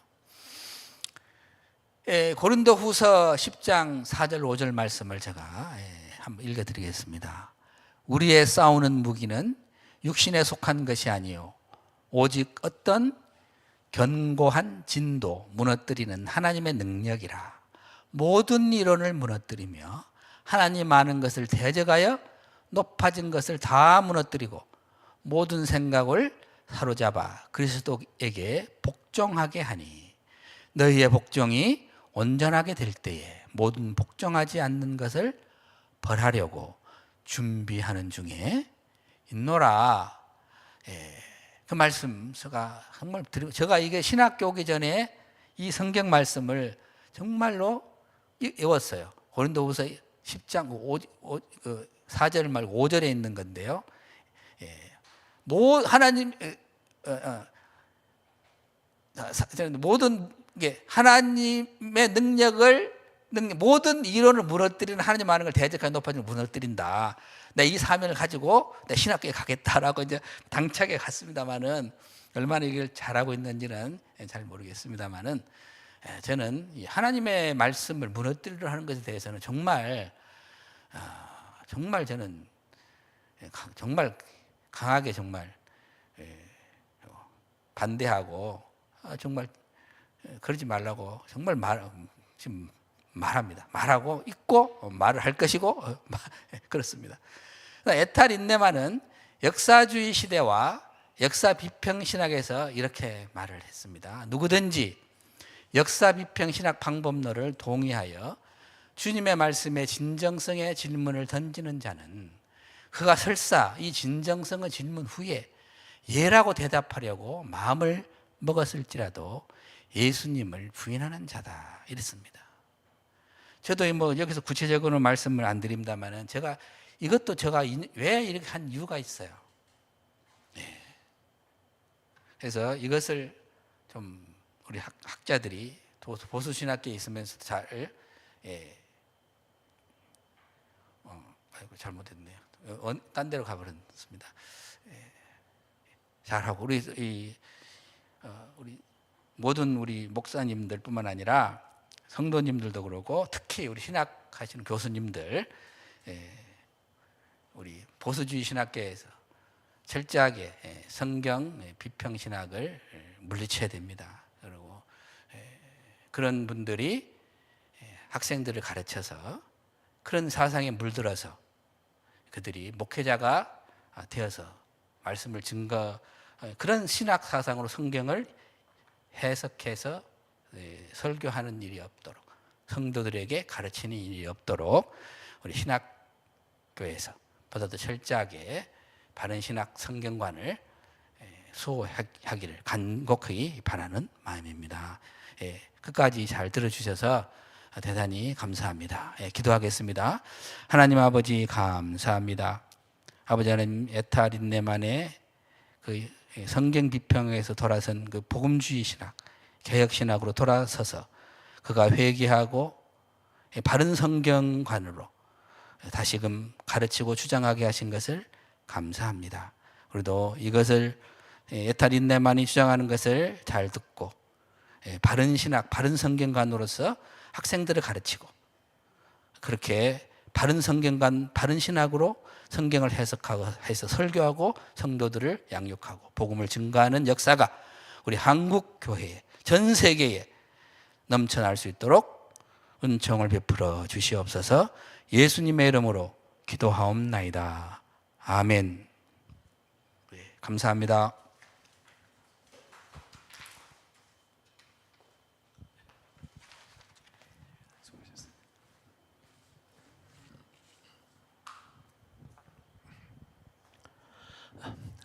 네, 오늘 우리 김호욱 교수님께서 에타 린네만이라는 신학자죠? 에타 린네만이? 네, 신학자가 성경 비평학자로부터 성경의 영감성과 또 성경의 신적 권위, 또 성경의 무호성을 철저하게 신봉하는 그런 복음주의 신학자로 개종하는 과정을 쭉 소개를 해 주셨고, 또 이와 더불어 성경 비평학의 철학적인 배경을 역사적 관점에서 정리를 해 주셨습니다. 우리 교수님의 강의를 통해서 이 한국 교회가 살아갈 수 있는 길은 바른 성경관의 회복에 있다. 성경은 하나님의 영감, 성령의 감동으로 기록된 말씀으로 교리적으로나 또 역사적으로나 또 과학적으로 또 어떤 면에서 보더라도 오류가 없는 정확무한 말씀으로서 우리의 구원과 또 우리의 하나님의 백성의 삶의 완전한 표준이 된다라는 이 강력한 성경관을 견지하는 것이 이 한국 교회와 교회가 앞으로 살 수 있는 길이고 지향해야 될 방향이다라는 시사점을 우리에게 주셨고, 이런 그 문제 의식을 가지고 이 한국 교회 전체에 걸쳐서 성경의 신적 권위 수호를 다지는 그런 협회, 성수협이 지금 창립 준비 과정을 거치고 있는데, 이런 시점에서 시의적절한 그런 강의였다고 판단이 됩니다. 결국 우리 한국교회가 동성애에 대해서 철저하게 반대하고 동성혼에 대해서 철저하게 반대하는 이유도 이 동성애를 성경이 명확하게 금지하고 있고, 또 동성혼도 성경이 명확하게 금지하고 있기 때문에 이런 이 이런 성경관을 우리가 성경관의 터전 위에 우리가 있기 때문에 이런 어려운 그런 현실 속에서도 이 전 세계가 지금 성혁명 사상과 젠더 이데올로기에 장악되어 있는 이런 현실 속에서도 우리가 특별히 한국 교회가 이와 같이 차별금지법을 막아서고 또 성혁명 사상을 막아서고 젠더 이데올로기를 막아서고 있는 이유, 또 막아설 수 있는 이유는 바로 이런 동성애나 동성혼이나 이런 것들이 성경이 명확하게 금지시키고 있는 것이기 때문에 그렇다. 그렇게 우리는 다시 한번 확인할 수 있습니다. 오늘 시의적절한 그런 강의를 우리에게 해주신 김호욱 교수님께 감사드리고 이 시점에서 이제 성경의 신적 권위를 수호하기 위한 그런 운동이 지금 준비되고 있는 이런 시점에서 우리 김 교수님의 강의는 시의적절한 그런 그 정리를 해주시는 그런 의미가 있다고 판단이 됩니다. 네, 좋은 강의 감사드립니다. 네, 이제 광고 말씀 드리겠습니다. 네, 우리 시청자분들께서도 이미 잘 아시는 것처럼 퀴어 축제 참석해서 축복식을 해준 것으로 준 것 때문에 논란이 되었던 이동환 목사를 기독교 대한 감리회 쪽에서 출교시키는 그런 판결을 내렸는데, 이에 대해서 세상 법정에 이 문제를 가지고 가가지고 세상 법정에 호소를 해서 사실은 이 교회 안에서 교리적인 차원에서 또 그 윤리적인 차원에서 문제가 된 그런 사안에 대해서는 이 교단 안에 이 말하자면 교회법적인 그런 판단 과정과 판단 절차가 다 있거든요. 그리고 이 교회 안에서 정당한 그런 절차를 거쳐서 이런 문제들에 대해서 말하자면 판단을 하고 결정을 내렸으면 사실은 그 결정을 철저하게 순종하고 그 결정을 받아들여야 됩니다. 이 교단 안에서 정해진 정상적인 절차를 거쳐서 결정이 난 사안에 대해서 이 개인적으로 불만을 품고 이 문제를 너무 자주 세상 법정으로 가지고 가는 것은 이 교인으로 교단에 속한 이 교인으로서, 특별히 이 목회자로서는 이것은 바른 그런 처신이 아닙니다. 그렇게 해서 교단 안의 결정을 철저하게 순종하고 교단에서 어떤 징계나 질의를 가하면 그것을 순종해서 받아들이고 잘못된 것이 있으면 고치고 교정하고, 그렇게 해서 교단 안에서 이 문제를 해결해야지, 교단 안에서 일어난 이런 정당한 절차를 거쳐서 결정된 문제에 대해서 너무 전부 다 세상 법정으로 가져가서 판단받는 이런 태도는, 특별히 교역자로서는, 목회자로서는 이것은 아주 잘못된 그런 태도라고 판단이 됩니다. 물론 이 교단법에 의해서 너무 어떤 경제적인 문제라든지 이런 문제가 민감해서 조금 이렇게 치밀하지 못한 교단법에 의해서 해결할 수 없는 그런 문제가 있을 수 있지만, 그러나 이 교단 절차상의 문제, 교리적으로 관련된 문제는 교단의 어떤 규정에 이미 헌신을 하고 활동하는 목회자로서는 그 교단의 결정에 순응하고 받아들이는 것이 바른 처신이라고 판단이 됩니다. 어쨌든 이동환 목사 측이 이 문제에 대해서, 교단의 결정에 대해서 불만을 품고 이 사회법정에 호소를 해서, 사회법정이 말하자면 가처분 신청을 하고 가처분 신청이 법원에서 인용이 되는 그런 사태가 있었고, 이런 사태에 대해서 이제 이 교단의 결정이 유효하냐라는 이런 질의에 대해서 기독교 대한감리회 동성애대책위원회는 출교 처분은 계속 유효하다라고 못을 박았습니다.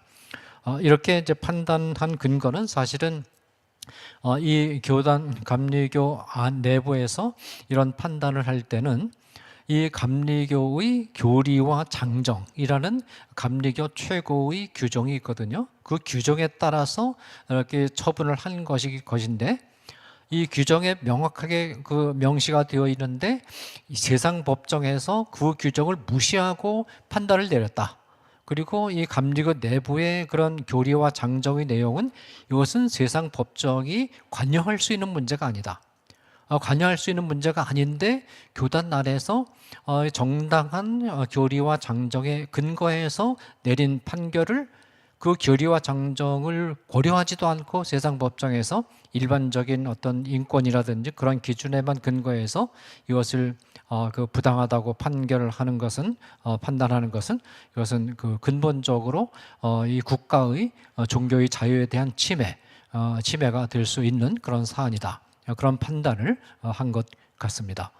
제가 볼 때는 이건 당연히 이런 판단을 하고 이런 그 대법원의 판결이라 할지라도 대법원의 판결, 사회법정이 부당하게 교단 내의 그런 사안에 특히 그 교리와 장정이나 교단 내의 헌법에 대해서 반하는 그런 결정을 할 때는 당연히 이의 제기를 할 수 있다고 판단이 됩니다.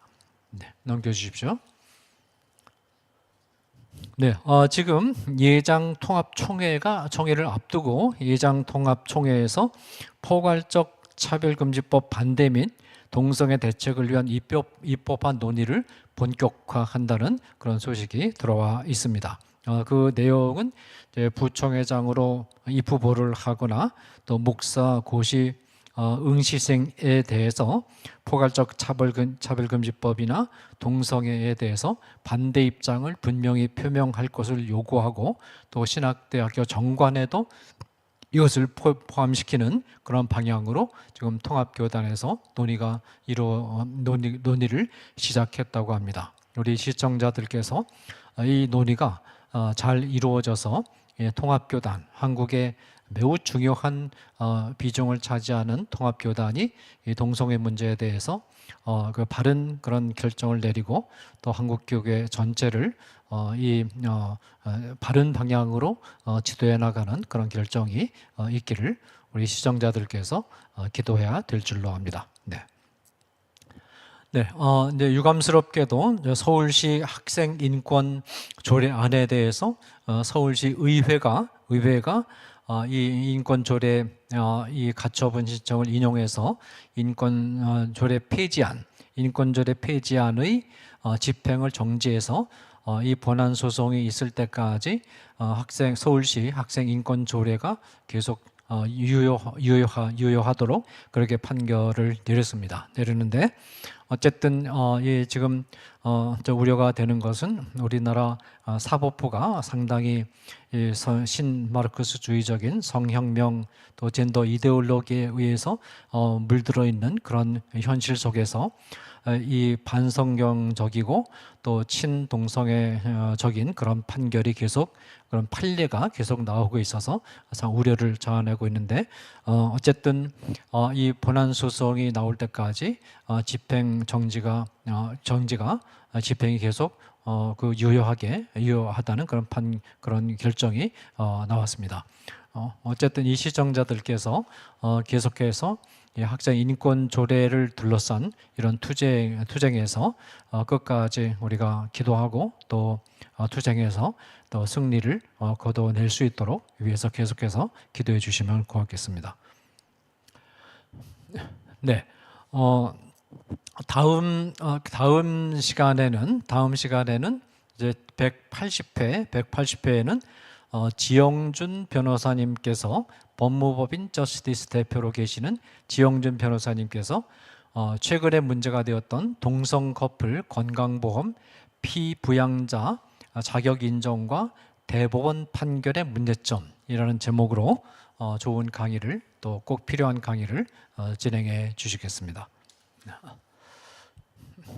네, 그러면 이제 기도하고 제 179회 모든 강의 일정을 마무리하도록 하겠습니다. 사랑하는 하나님 아버지, 오늘도 우리 하나님께서 귀하게 쓰시는 김호욱 교수님을 강단에 세우셔서 이때 꼭 필요한 시의적절한 강의를 진행할 수 있도록 도우신 것을 참으로 감사드립니다.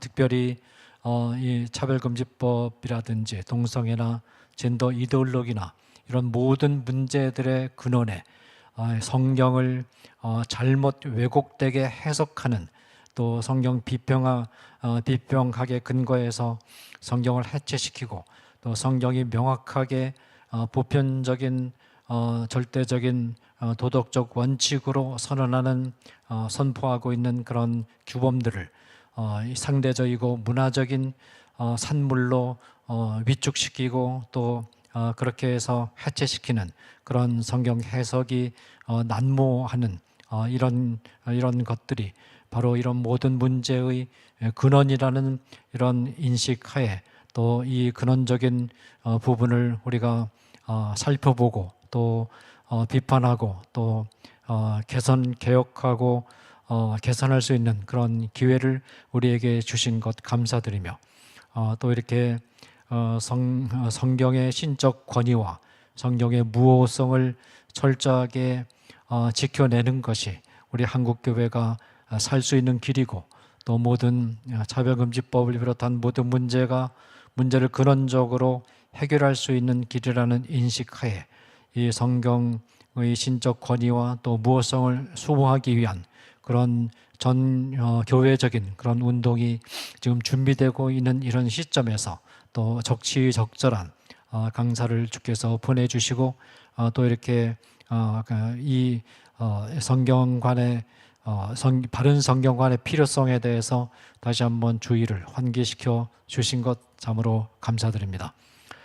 지금까지도 우리 하나님께서 우리 차별금지법 바로알기 아카데미를 사랑하시고 또 당신의 그 의를 이루는 도구로 쓰시고 또 한국 교회 성도들을 깨어내는 그런 도구로 사용하신 것 감사드리며 또 시의적절한 주제들을 우리 하나님께서 우리로 하여금 생각나게 하시고 또 하나님께서 곳곳에 심어두신 주의 종들을 세우셔서 또 적절한 강의를 지금까지 진행해 올 수 있도록 도우신 것을 참으로 감사드리며 앞으로 계속 이 차바가 계속되는 동안 하나님께서 적절한 주제들과 강사들을 계속해서 세워주셔서 이 시대에 주어진 소명을 잘 감당하는 우리 차별금지법 바로알기 아카데미가 될 수 있도록 하나님께서 함께하여 주시기를 원합니다.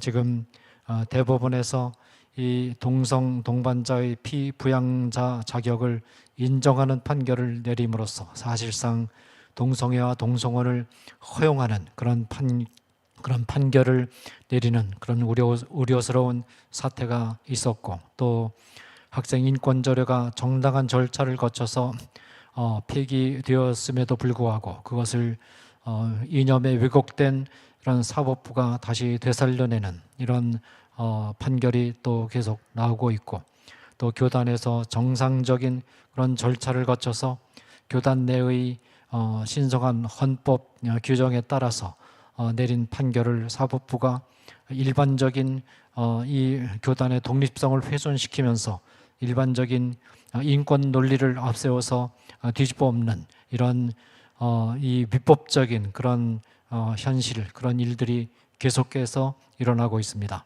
하나님 아버지 이런 그 어려움 속에서도 우리 모두가 하나님께 간절히 기도하고 또 이런 모든 사태를 모니터링하는 가운데 계속해서 차별금지법을 막아서고 동성애와 동성혼을 막아서는 이런 이 운동을 중단하지 않고 끝까지 계속 밀고 나갈 수 있도록 하나님께서 힘을 주시고 또 능력을 주시고 또 저희와 함께하여 주시기를 간절히 바라옵곤 합니다.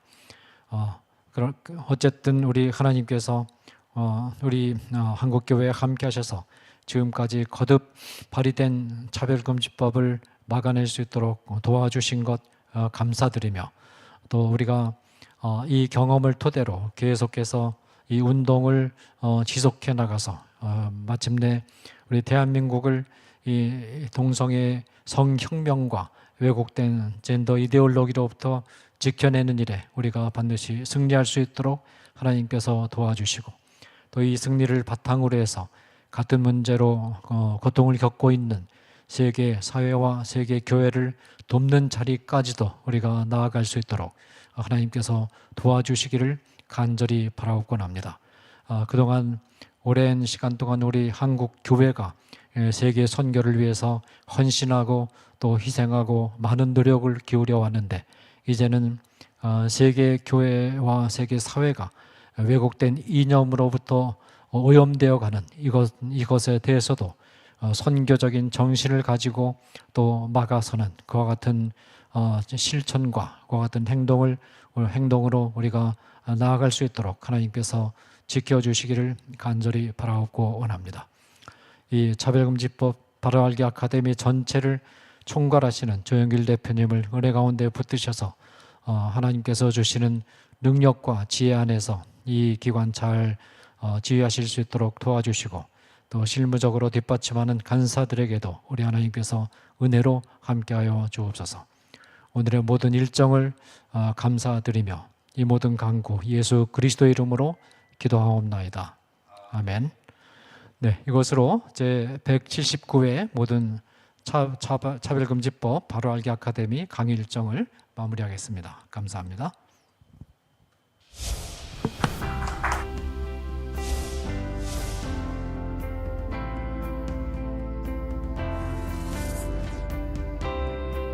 채널 공유운동, 유튜브 채널 공유운동에 대해서 말씀을 드리겠습니다. 차바 채널과 여러분들의 교회의 유튜브 채널이 공유된다는 게 무슨 뜻인가 하면, 차바에서 매주 금요일마다 차별금지법에 관련된 좋은 영상을 실시간으로 송출하게 됩니다. 차바와가 공유된 여러분들의 교회 유튜브 방송에도 저희들이 영상이 실시간으로 송출되게 됩니다. 처음에 시작할 때 50개, 100개, 200개, 240개까지 증가했습니다.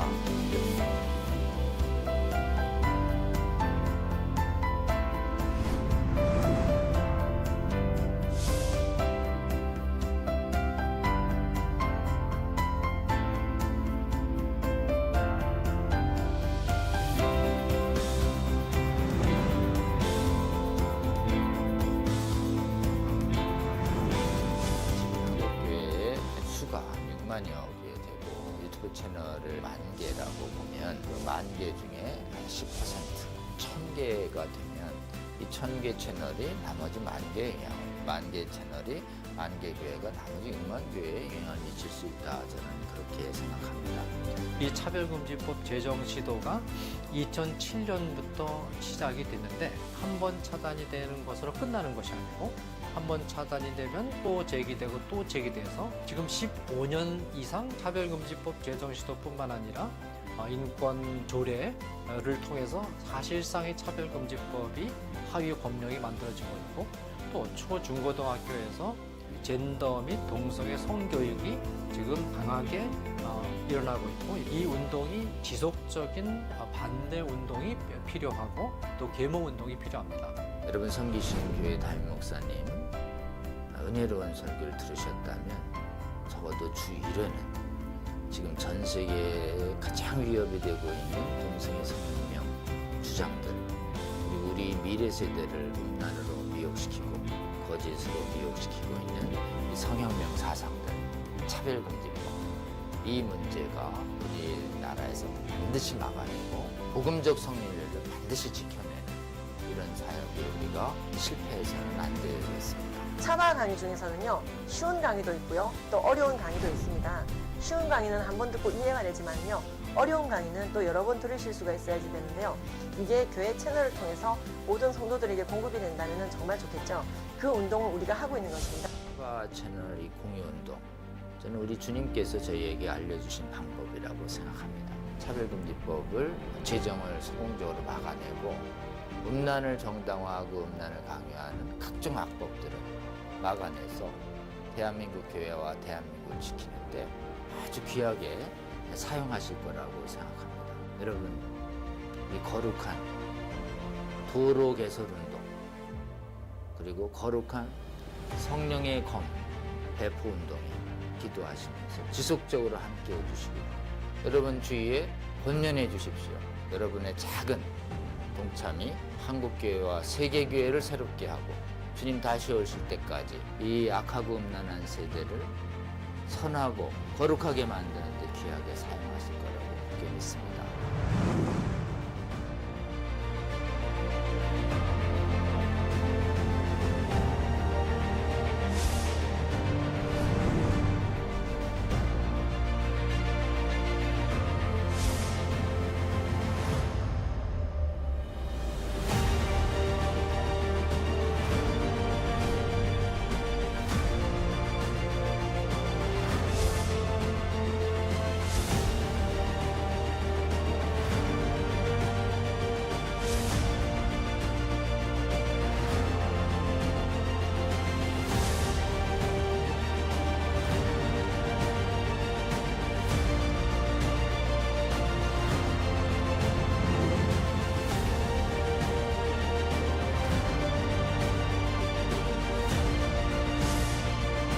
여러분, 여러분의 작은 관심이 세상을 바꿀 수 있습니다. 차바 채널 공유 채널 공유 운동에 차바 채널 공유 운동에 꼭 꼭 부탁합니다.